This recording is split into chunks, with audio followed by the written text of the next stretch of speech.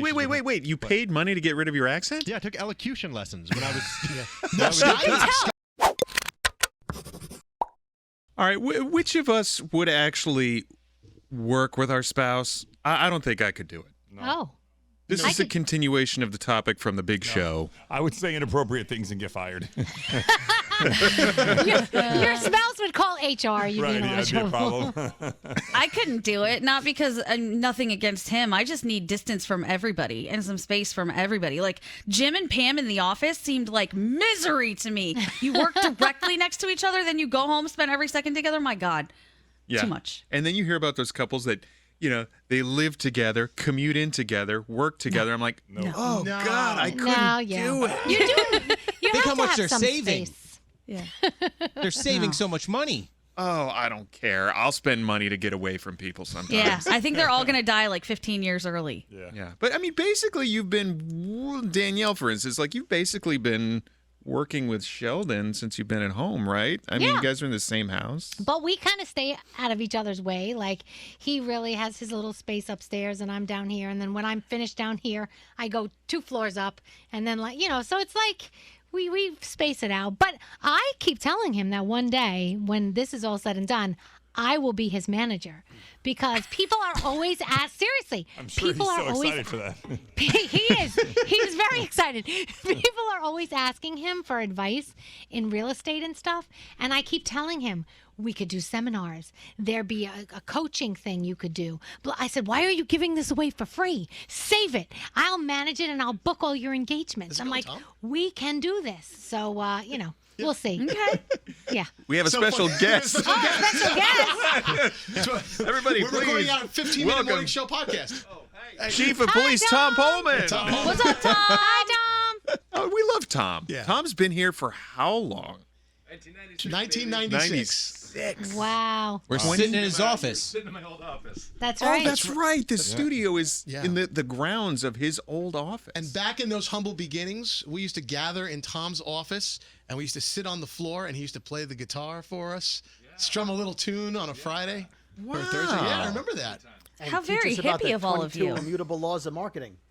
That's right. Yeah. What would you play? What would Tom play? Would it be a Third Eye Blind songs? Third Eye Blind. We should do Getting to Know You with Tom, where we all just ask him questions off of his last answer. Do we want to do that? Yeah. Oh, no, Tom. Does Tom just want to do passed. that? Well, you'd better leave now before we drag you in, Tom. Okay, Wait, but Tom, real quick, who's your favorite? Oh, he just backed out of that. He's gone. He is He ran like the evacuating Road dance Runner, floor. like there's the dust out of here. Do you know that Tom is who gave me my first contract? So he took me into his office when he was making me like full-time on air and stuff. And he gave me a contract, and, union had a certain number that you could have. And it was your, I guess, baseline.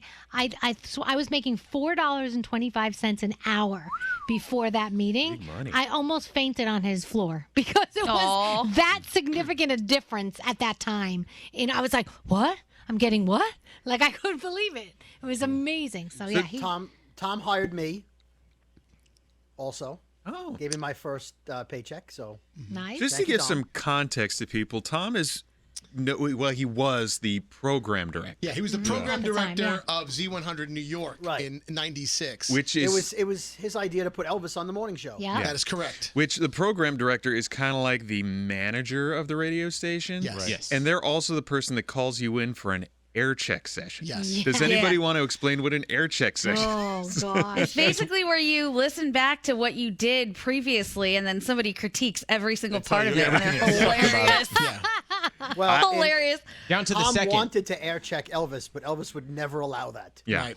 Yes. The air check session was always extremely embarrassing. I can tell Froggy's got a good story about this because your boss is basically playing back your last show and pausing, and after every time you would say, like, hey, yeah, the weather today in Erie, Pennsylvania, you were a little too fast with that, and you didn't enunciate enough, and then you ended up, blah, blah, blah, blah.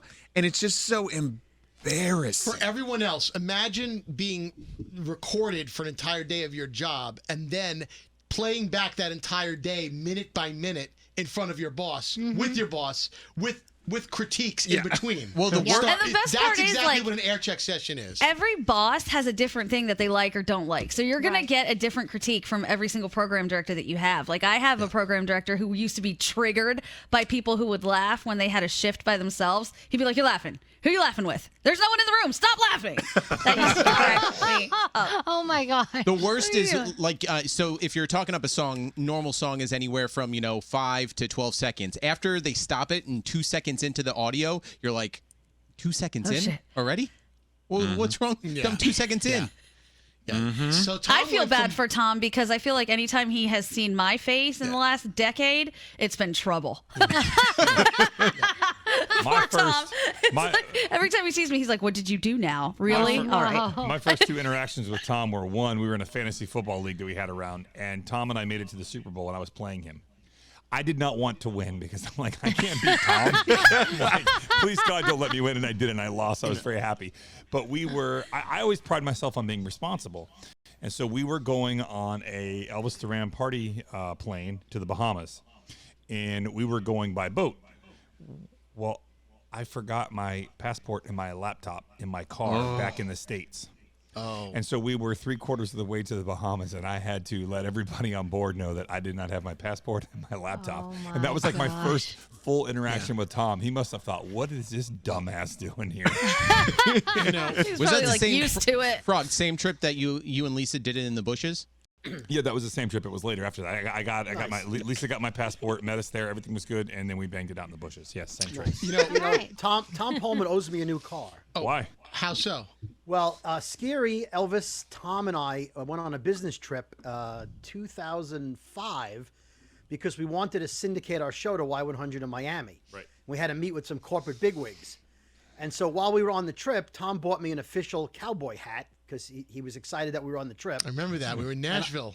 Right, we were in Nashville, and I said, "Tom, this is great." And then they had just brought back the Dodge Charger in 2000 for the 2006 model, and one went by, and I said, "That's my dream car, Tom." And he said, "Brody, if we get on Y100 Miami, I will buy you that car." Did he buy it for you? Well, Danielle, I started off by saying he owes me a car. Oh, I didn't hear that part. Yeah, that was May of 2006 when we started on Y100 in Miami. Yeah, right. So I would say right. he's a little behind on his purchase. Yeah. You want me to go get him and you can ask him, Brody? Yeah, you can do that. No, We that's can drag okay. him We're in here and good. Put We're him on the good. spot if you want. It's only 16 years. He's got time. Tom was He's the got one who time. actually had faith in me and put me on the radio just from my college radio air check. I was running the equipment, running the board in my first year here, and answering the phones when people used to call radio stations. And he was like, "You know what? Pretty good tape." Goes, "Friday night, 2 a.m. You're on the air." Yeah. Prime time, right? Prime time. Prime time. To get it's unheard of to Z100 is the number one market as far as listenership goes. You don't just start your radio career on air in New York City, Right. Nope. unless I guess Do you were still me have? at Do the time. you still have that tape? I do. Oh, yeah. Yes. Where do Is we it a- have it in the system? I've tried to friggin' forget about it. It's not in the no, it's not in the system, but I have it at home. Can you please bring it in? I listened to it live. I remember we were coming home from a club and we were in the Hummer at 2:30 in the morning or something like that. You were getting a And what? Here comes Scary. I remember him saying, "Oh, the janitor, I locked him in the closet" or something like that. And here, that was like the first The thing he song said. was Tracy Chapman, "Give Me One Reason," and I'm like, I guess. I know the overnight janitor or something like that. I guess they shouldn't let This me is in terrible. here. No, it was awful. Danielle Gandhi, that's why it should not come to light. Can you pull it up? No, I want to hear it too. I Do we like have it in the everybody's system? puke voices. If Did you we- do that? Hey, everybody, it's Z100. I'm Do we have the Scary. song in the If system? if we started a GoFundMe, right? It goes to your favorite charity. Would you let us play that audio? I would. Of course for you would. charity. For charity, Okay. I would. It's I'm in for $50. It's just an I'll throw in uncomfortable 50. 4 hours of overnight radio in 1996, June of '96, when I got my radio air debut on Z100. Go find that cassette. Go find it. Would you guys Scary. do it? Would you guys put money against I it? would. I would definitely donate sure. money. All right. Hey, Scary, do you remember the audio from the first time I ever did a shift on Z100? Did you burn it? You might want to. Yeah, this Yeah. is actually kind of funny. So I did like a midnight to 5, I think, or something like that, a late night shift. And we were in our Jersey City studios, so you had to record on Pro Tools in the studio across the hall. So no one's in the building at 2 o'clock in the morning, right? So I I hit play and record on Pro Tools before my shift started, and I did, I don't know, maybe 5 or 6 minutes. Scary shows up with a bunch of friends drunk at the radio station at 12:45 at night, and he goes into the other studio to show him how everything works and turns off my recording. and so the one shift I did on the radio station, I think I have like 3 minutes of it somewhere on a cassette. I was like, turned it off. I was like, why are all these lights and buttons on? This shouldn't be this way. Yeah. He just Oh my god. turned everything off. So, I have no proof. Was that a blessing in disguise? I mean, how did your shift go? Well, two things. Number one, you don't have the audio to play it, which is fantastic. The audio was okay. The sad part was the first two or three breaks, my levels were terrible. You could barely hear me over the music. And then when I got good is when he doesn't have it on tape.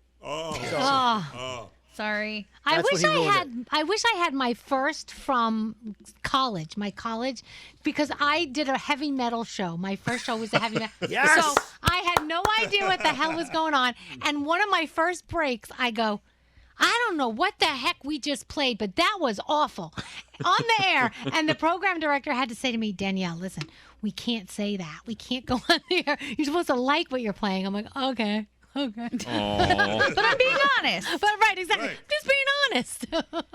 It was awful. Well, I'm sure we all have bad tapes Yeah. hidden.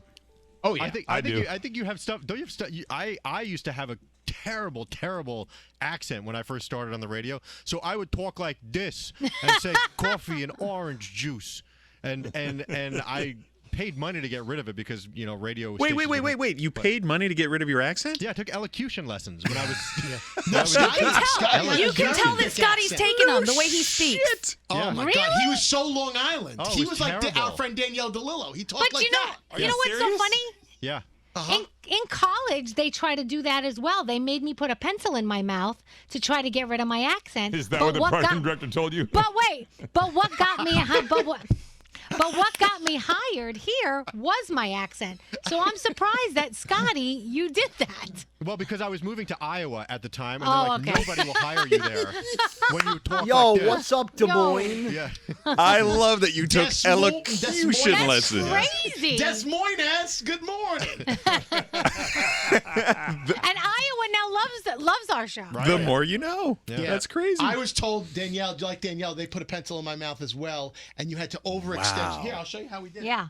Oh my God. I was like, I don't need to this see shit you is- put that. This shit No, sucks. these were our You don't know morning where that thing's exercises, been. right, Danielle? Oh no, Yeah. don't. Ugh.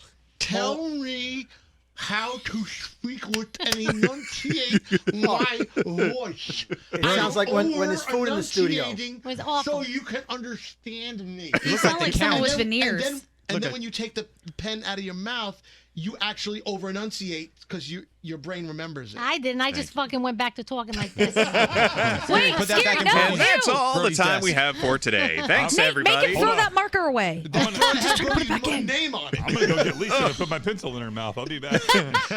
That's really all the time we have for today. Bye. Bye, everybody. Bye.